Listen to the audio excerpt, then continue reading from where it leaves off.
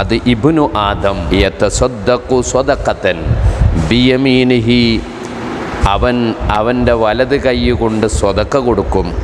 യുഖ്ഫീഹ അൻ ശിമാലി, അവൻ്റെ ഇടത് കൈ പോലും അതറിയൂല.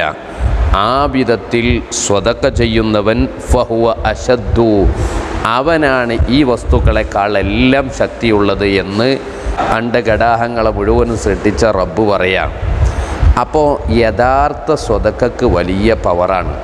പക്ഷേ ഇന്ന് നമ്മൾ കാണുന്ന സ്വതക്കുകളിലൊന്നും ഈ ഒരു സ്വതക്ക വളരെ ദുർലഭമാണ്. അപ്പോൾ എപ്പം ഒരു രൂപ സംഭാവന കൊടുക്കുകയാണെങ്കിലും അള്ളാഹു മാത്രം അറിയുന്ന കോലത്തിൽ, മറ്റൊരാളെയും അറിയിക്കണമെന്ന ഉദ്ദേശമില്ലാത്ത കോലത്തിൽ നമ്മൾ കൊടുക്കുകയും അതിനെ